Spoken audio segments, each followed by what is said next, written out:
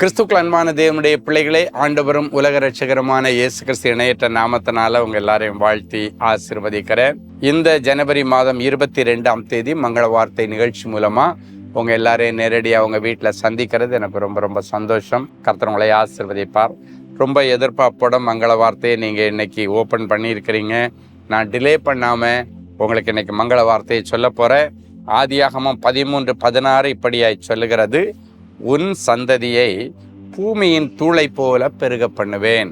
கையில் கொஞ்சம் மண்ணை எடுத்து, இல்லைன்னாச்சுன்னா கொஞ்சம் தூசி எடுத்து அப்படியே கையில் வச்சுட்டு இதை ஒவ்வொரு தூசியாக எடுத்து உங்களால் கவுண்ட் பண்ண முடியுமா?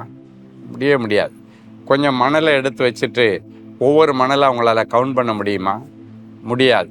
அதே போல் இன்னைக்கு யாரெல்லாம் எனக்கு குழந்தை பாக்கியம் இல்லை, யாரெல்லாம் எனக்கு 15 வருஷமா 20 வருஷமா 25 வருஷமா நான் இந்த குழந்தை பாக்கியத்துக்காக பிள்ளை செல்வத்துக்காக ஏங்குறேன், எனக்கு பிள்ளை செல்வமே இல்லைன்னு கண்ணீரோடு இருக்கிறீங்களோ, இன்றைக்கு உங்களுடைய நாள்.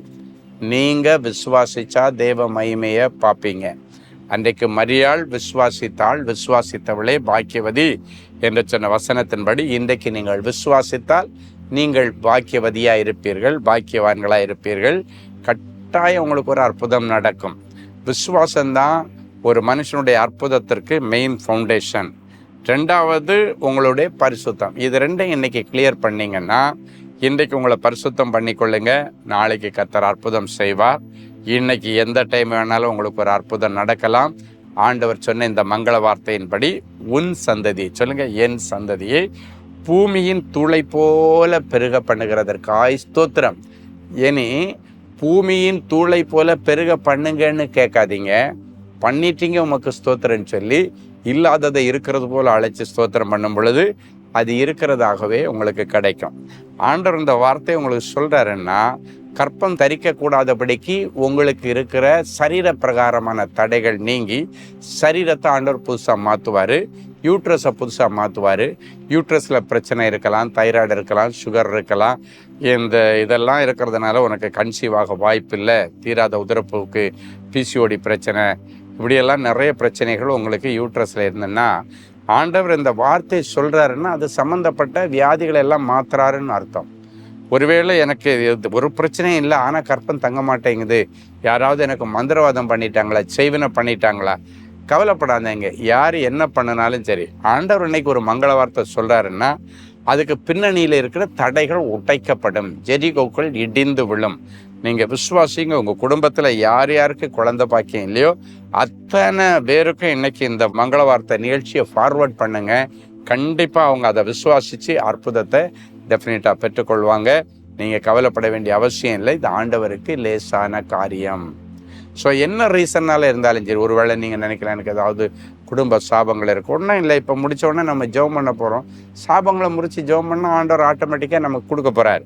ஸோ கொடுக்குற தெய்வம் நிறைவாக இன்னைக்கு பூமியின் தூளை போல எண்ணி முடியாத அளவுக்கு உங்களுக்கு சந்ததியை ஆண்டவர் கொடுக்க போகிறாரு. ஒரு முறை ஒரு சகோதரியும் அவங்களுடைய தாயாரும் திருமணமாகி 10 வருஷம் குழந்தை இல்லைன்னு சொல்லிட்டு ஒரு குடும்ப ஆசீர்வாத கூடுகை, திண்டிவனத்தில் நடந்த குடும்ப ஆசீர்வாத கூடுகைக்கு அவங்க எங்கே இருந்தோம், ஆறுமுக நேரியிலேருந்து வந்திருந்தாங்க. கர்த்தருடைய பெரிய கிருபையினால் அவங்க 3 நாள் மீட்டிங் அட்டன் பண்ணாங்க. அந்த 3ஆவது நாள் ஆண்டவர் அவர்களுக்கு கொடுத்த ஒரு விசேஷித்த மங்கள வார்த்தை, பரலோகத்தின் திரவியத்தை ஆண்டவர் ஒரு கற்பத்தில் இப்போ நிரப்புறாரு, அவ்வளோதான், நீ புத்திர பாக்கியத்தினால திருப்தி அடைவாய் அப்படின்னா போதும் போதுன்னு சொல்கிற அளவுக்கு கிடைக்கும்.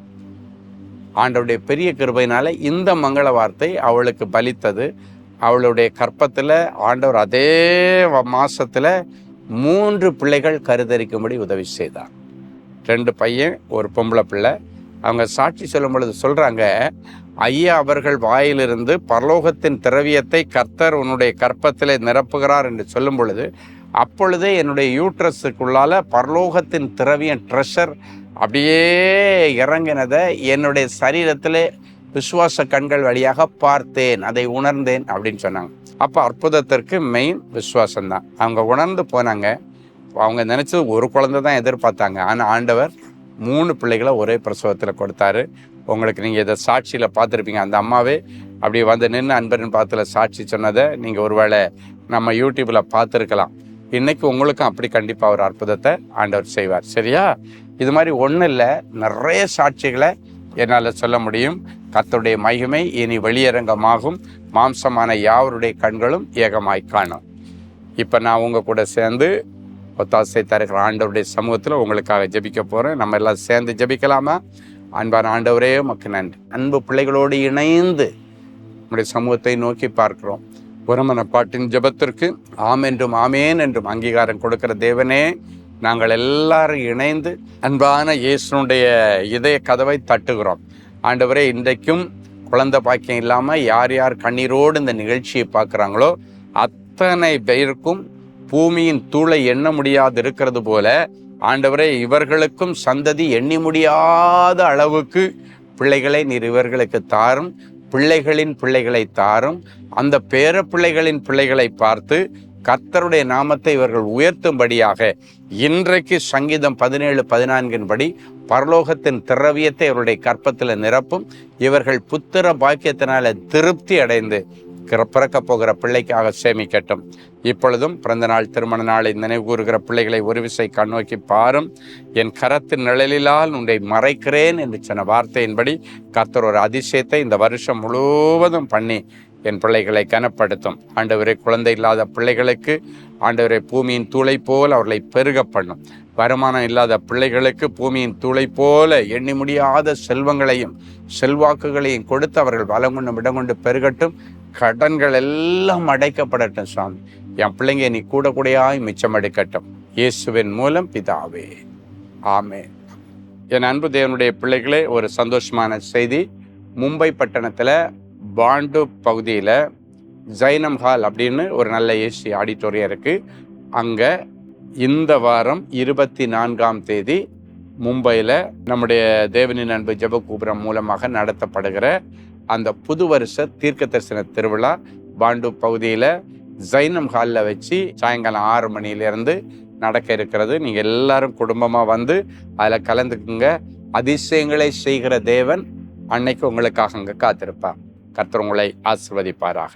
அன்பு தேவனுடைய பிள்ளைகளே, இந்நிகழ்ச்சியின் மூலம் நீங்கள் பெற்றுக்கொண்ட ஆசீர்வாதங்களையும் உங்கள் ஜெப விண்ணப்பங்களையும் அனுப்ப வேண்டிய முகவரி: தேவனின் அன்பு ஊழியங்கள், Vinayak avenue, OMR road, Okkiyam, Thoraipakkam, Chennai 600097. மேலும் 24 மணி நேர ஜெப உதவிக்கு 044-2454-7-999 மற்றும் 9941150999 என்ற எண்களுக்கு தொடர்பு கொள்ளுங்கள்.